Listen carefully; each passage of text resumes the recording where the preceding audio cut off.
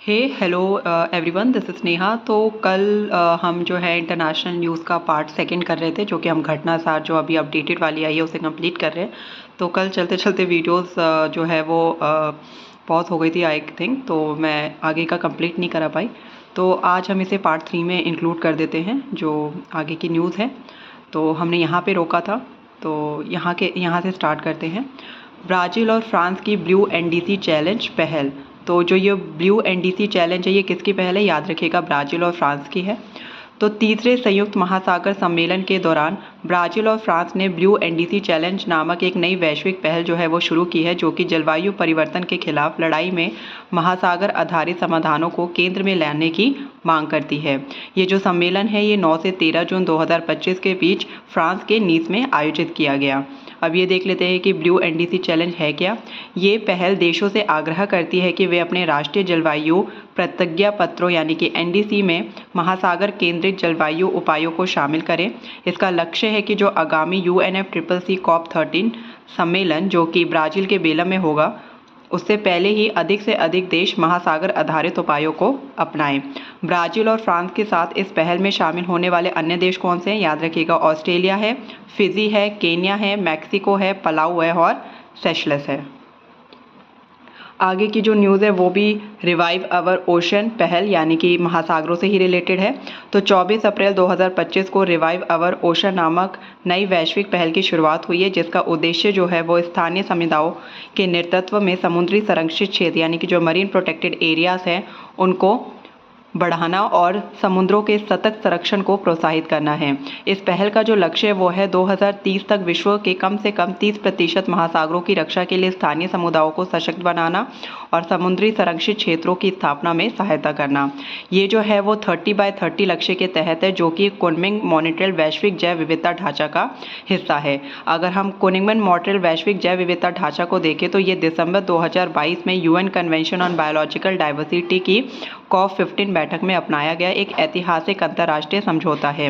इसका 30x30 target 2030 तक विश्व की 30% भूमि, अंतर्देशीय जल और महासागरों के संरक्षण और प्रभावी प्रबंधन का लक्ष्य निर्धारित करता है। प्रोटेक्टेड प्लैनेट रिपोर्ट 2024 के अनुसार वर्तमान में विश्व के केवल 8% जो महासागर है वो संरक्षित क्षेत्र में है तथा मात्र 3% जो है वो महासागर पूर्ण सुरक्षा में है।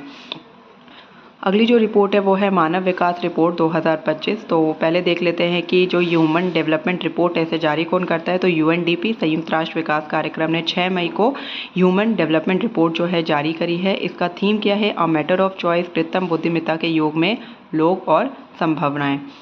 जो रिपोर्ट है उसके अनुसार भारत ने 2023 के मानव विकास सूचकांक 25 में जारी हुई है, लेकिन 23 के आंकड़े हैं। तो 23 के अनुसार 193 देश में 130वां स्थान जो है वो प्राप्त किया है, जो कि 2022 के 133वीं रैंक की तुलना में 3 स्थानों का जो है वो सुधार हुआ है। अगर हम अंक की बात करें तो 0.685 हो गया है और इसकी श्रेणी जो है वो मध्य मानव में रखी गई है भारत की। तो याद रखिएगा, पहले याद रखिएगा कि ह्यूमन डेवलपमेंट रिपोर्ट जारी कौन करता है? UNDP। इसकी थीम क्या है? अ मैटर ऑफ चॉइस, कृत्रिम बुद्धिमत्ता के योग में लोग और संभावनाएं। भारत की क्या रैंक है? 130 है आउट ऑफ 193 कंट्रीज, जो कि 2022 में 133 थी। 3 स्थानों का सुधार आया। अगर स्कोर की बात करें तो 0.685 है और कौन सी श्रेणी में इंक्लूड हुआ? ये मध्य मानव की श्रेणी में जो है वो इंक्लूड हुआ है। अगर हम शीर्ष 5 देशों की बात करें जो कि ह्यूमन डेवलपमेंट इंडेक्स में उत्तीर्ण करे हैं, पहला आइसलैंड है, दूसरा नॉर्वे है, तीसरा स्विट्ज़रलैंड, चौथा डेनमार्क और 5वां जर्मनी है। अगर हम भारत के पड़ोसी देशों की बात करें तो चीन 75 पर है, श्रीलंका 78 पर है, भूटान 127 है। ये सारे भारत से ऊपर हैं।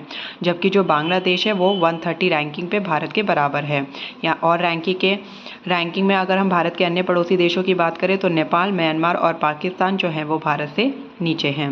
रिपोर्ट के अनुसार भारत में 2015-16 से 2019 से 21 के बीच 13.5 करोड़ लोगों को बहुआमी गरीबी से मुक्ति मिली है।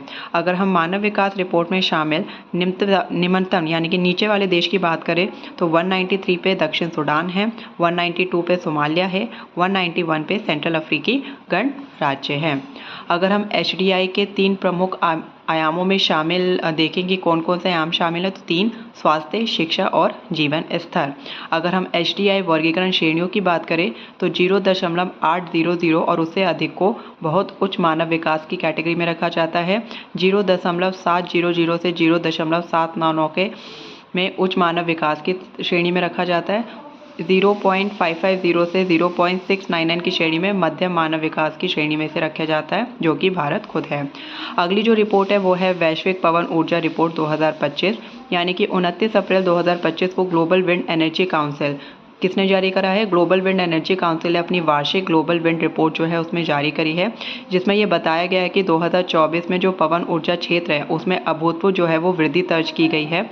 कुल कितने 117 गीगावाट जो है वो नई पवन ऊर्जा क्षमता जोड़ी गई है, जिससे वैश्विक पवन ऊर्जा कुल क्षमता कितनी हो गई है? 1136 गीगावाट तक पहुंच गई है। अगर हम 2024 में विश्व स्तर पर 117 गीगावाट नई पवन ऊर्जा स्थापित हुई है, जिसमें सर्वाधिक जो योगदान है वो चीन का है, जो कि 79,824 मेगावाट है। उसके बाद अमेरिका है 4058 मेगावाट, उसके बाद जर्मनी है 4022 मेगावाट और फिर भारत है। भारत ने कितना योगदान दिया है? 3420 मेगावाट और ब्राज़ील ने 3278 मेगावाट दिया है। तो ये शीर्ष 5 योगदान देश रहे हैं जिन्होंने नई पवन ऊर्जा स्थापित की है और उसमें अपना योगदान दिया है। अगर हम 2024 में वैश्विक स्तर पर 56.3 गीगावाट जो है वो ऑफशोर पवन ऊर्जा क्षमता जो है वो आवंटित की गई है।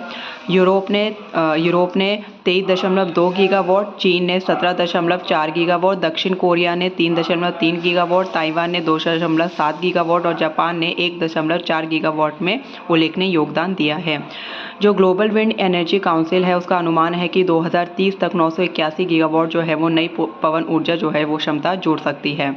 अगर हम ग्लोबल विंड एनर्जी काउंसिल की बात करें तो ये एक अंतर्राष्ट्रीय संगठन है जिसकी स्थापना जो है वो 2005 में हुई थी और इसका जो मुख्यालय है वो कहाँ पर है? पुर्तगाल के लिस्बन में स्थित है। आगे की जो रिपोर्ट है वो है कि वर्ष 2024 में विश्व सैन्य खर्च पर एक सिपरी की रिपोर्ट आई है, जिसमें बताया गया कि कौन कौन से देश ने अपने सैन्य पर खर्च किया है। तो पहली बात तो सिपरी ने करा है, तो सिपरी का फुल फॉर्म याद रखिएगा, स्टॉकहोम पीस रिसर्च इंस्टीट्यूट, जो कि स्टॉकहोम में है। इसने 27 अप्रैल 2025 को ये रिपोर्ट जारी की है और इस रिपोर्ट का नाम है trends in world military expenditure 2024 शीर्षक से जारी ये रिपोर्ट है। इसमें यह बताया गया है कि जो सैन्य खर्च के मामले हैं उसमें भारत का विश्व में कौन सा स्थान है? तो 5वां स्थान है। और वर्ष 2024 में भारत के सैन्य खर्च में कितने दशमलव प्रतिशत की वृद्धि हुई है? तो 1.6% की वृद्धि हुई है, जो कि 86.1 अरब डॉलर जो है वो रुपया मतलब खर्च रहा है, जो देश के GDP का 2.3% और विश्व के कुल सैन्य खर्च का 3.2% रहा है। अगर हम रिपोर्ट की बात करें तो जो भारत का जो सैन्य खर्च है वो पाकिस्तान के सैन्य खर्च से 9 गुना ज़्यादा है। वहीं पाकिस्तान की जो स्थिति है वो 29वें स्थान पर है। आगे देखते हैं। अगर हम रिपोर्ट के अनुसार विश्व में सर्वाधिक सैन्य खर्च करने वाले 5 देश, मतलब जिन्होंने सर्वाधिक सैन्य खर्च किया है उनमें वृद्धि आई है, वो है अमेरिका, चीन, रूस, जर्मनी व भारत। अगर हम रिपोर्ट के अनुसार देखें कि जिन देशों के ऊपर ये बताया गया है कि विश्व में सर्वाधिक सैन्य खर्च करने वाले 5 देश कौन कौन से, जैसे कि हमने देखा जो भारत है वो विश्व में 5वें स्थान पर है। उसी तरह अमेरिका पहले पर है, दूसरे पे चाइना है, तीसरे पे रशिया है और चौथे पर जर्मनी है। अगर हम रिपोर्ट के अनुसार देखें कि जिन देशों के सैन्य खर्च में सर्वाधिक वृद्धि हुई है, तो ये वाला है रिपोर्ट जहाँ पे वृद्धि दिखाई गई है। उसमें कौन कौन से देश शामिल है? इजराइल है, रोमानिया है, मैक्सिको है, रशिया का स्थान है। ठीक है। अगर हम विश्व के सर्वाधिक सैन्य खर्च वाले शीर्ष 10 देश देखें तो पहले पर अमेरिका है, जिसका सैन्य व्यय जो है वो कितना है? 997। पहले वर्ष की तुलना में 5.7% की वृद्धि हुई है और GDP के प्रतिशत के रूप में सैन्य व्यय देखो तो 3.4 है और विश्व सैन्य व्यय में प्रतिशत भाग देखें तो 37% है। ठीक है, इसे याद रखिएगा। अगली जो रिपोर्ट है वो है स्विट्ज़रलैंड के ज्यूरिख में दुनिया की सबसे ऊंची 3D प्रिंटेड इमारत बनाई गई है। तो कहाँ पर बनाई गई है? स्विट्ज़रलैंड के ज्यूरिख में दुनिया की सबसे ऊंची 3D प्रिंटेड इमारत बनाई गई है। इसे क्या कहा गया है? टोर अल्वा या फिर सफ़ेद इमारत का नाम दिया गया है। ये कितनी फीट ऊँची है? तो 98.5 फीट ऊँची इस कंक्रीट की इमारत को रोबोटिक 3D प्रिंटिंग प्रक्रिया के तहत बनाया गया है और इसकी जो डिज़ाइनिंग है वो आर्किटेक्ट माइकल हंसमेयर और डिजिटल बिल्डिंग टेक्नोलॉजी के प्रोफेसर बेंजामिन टेक्नोलॉजीज़ के प्रोफेसर बेंजामिन डेलेनबर्गर ने की है। और ये जो इमारत है वो स्विट्ज़रलैंड के ज्यूरिख में मुलगेस गांव में बनाई गई है। अगली जो रिपोर्ट है वो है विश्व प्रेस स्वतंत्रता सूचकांक 2025, यानी कि जो वर्ल्ड प्रेस फ्रीडम इंडेक्स है। पहले तो ये 3 मई 2025 को विश्व प्रेस स्वतंत्रता दिवस, तो ये भी याद रखिएगा कि विश्व प्रेस स्वतंत्रता दिवस मनाया कब जाता है? 3 मई को। तो इसी दिन जो है वो वर्ल्ड प्रेस फ्रीडम इंडेक्स जो है वो रिपोर्ट जारी की गई है और इसे दुनिया के 180 देशों के लिए जारी किया गया है। अगर हम इस रिपोर्ट की बात करें तो इस रिपोर्ट को रिपोर्ट्स विदाउट बॉर्डर्स नाम से जो संस्था है वो जारी करती है और उसका एक अलग नाम भी है रिपोर्ट सेंस फ्रंटियर, जो कि गैर सरकारी संगठन है, इसे प्रकाशित करती है। अगर हम यूरोपीय देश की बात करें तो नॉर्वे जो है वो शीर्ष स्थान पर है और अफ्रीकी देश की बात करें तो इरिट्रिया जो कि 180 यानी कि लास्ट स्थान पर है। अगर हम भारत की पोजीशन देखें तो 151 है और इसका स्कोर देखें तो 32.96 है, जो कि प्रेस की स्वतंत्रता के मामले में भारत में अति गंभीर स्थिति को प्रदर्शित करता है। ठीक है, अगर इस वर्ष की बात करें तो भारत की स्थिति में 8 स्थान का सुधार हुआ है। पिछले वर्ष 180 देशों की ऐसी सूची में भारत का स्थान 159 था। उससे पूर्व 2023 में भी 159 था, 22 में 180 देशों में 150 था और 2021 में 142 था। अगर हम भारत और पड़ोसी देशों की स्थिति देखें तो नेपाल, श्रीलंका, बांग्लादेश भारत से बेहतर स्थिति में है और भूटान, पाकिस्तान, म्यांमार, चीन भारत से नीचे स्थिति में है। तो यहाँ पर एक बॉक्स दे रखा है जिसमें हमने ऊपर देखा कि शीर्ष स्थान पे नॉर्वे है, दूसरे पर एस्टोनिया, तीसरे पर नीदरलैंड, चौथे पे स्वीडन और पांचवे पर फिनलैंड है। और अगर निम्न देशों की बात करें तो देखा था हमने कि 180 पे इरिट्रिया है, 189 पे उत्तर कोरिया है, 178 पे चीन और 177 पे सीरिया है। किसी देश के लिए विश्व प्रेस स्वतंत्रता सूचकांक का मान 0 से 100 के बीच हो सकता है। ठीक है, और ये सूचकांक 85 से अधिक होना प्रेस की अच्छी स्थिति दर्शाता है। 70 से 85 के बीच में होना प्रेस की संतोषजनक स्थिति को दर्शाता है। 55 से 70 के बीच जो है वो समस्यात्मक स्थिति बताता है और 0 से 55 के बीच जो है वो मुश्किल स्थिति दर्शाता है।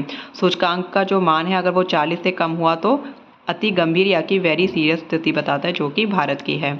अगली जो न्यूज़ है वो है जलवायु परिवर्तन प्रदर्शन सूचकांक 2025।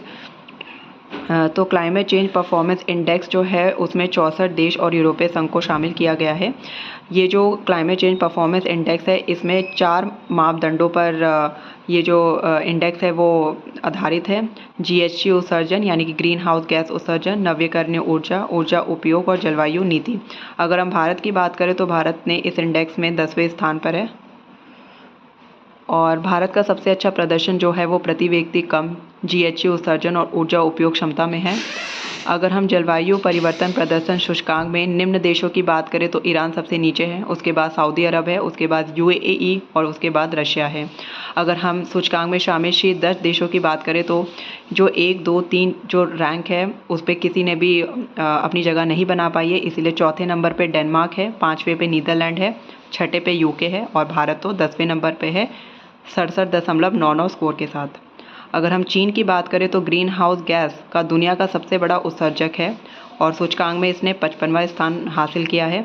उसके बाद जो अमेरिका है वो ग्रीन हाउस गैसों का दुनिया का दूसरा सबसे बड़ा उत्सर्जक है और उसका जो स्थान है वो 57 पर है। तो क्लाइमेट चेंज परफॉर्मेंस इंडेक्स में इंडिया का स्थान याद रखेगा 10th है, 4th पे डेनमार्क है, 1, 2, 3 पर कोई भी नहीं आया है, चाइना 55 पर है, अमेरिका 57 पर है। और अगर हम बात करें कि क्लाइमेट चेंज परफॉर्मेंस इंडेक्स जो है इसको जारी कौन करता है तो 3 पर्यावरण गैर सरकारी संगठन है जो क्लाइमेट चेंज परफॉर्मेंस इंडेक्स को जारी करते हैं। पहला है जर्मन वॉच जो कि जर्मनी के बॉन में है, न्यू क्लाइमेट इंस्टीट्यूट जो कि जर्मनी के कोलोन में है और क्लाइमेट एक्शन नेटवर्क इंटरनेशनल जो कि लेबनान के बेरूत द्वारा प्रतिवर्ष इसे प्रकाशित किया जाता है। तो आज की वीडियो में इतना ही, कल हम इसका पार्ट 3 लाएंगे। इस तरह करते करते हम इंटरनेशनल न्यूज़ को कवर करेंगे। इसमें जो अप्रैल की न्यूज़ आई थी उस न्यूज़ को भी ऐड ऑन किया गया है, तो पहले हम कोशिश करेंगे कि जितनी भी अभी अपडेटेड न्यूज़ हैं उसे पहले कंप्लीट करें, उसके बाद हम उनको कंप्लीट करें। तो वीडियो को पूरी तरह से देखें और जितना मैंने टिक मार्क कराया उसे मल्टीपल टाइम्स ऑफ रिवाइज़ करें। Thank you.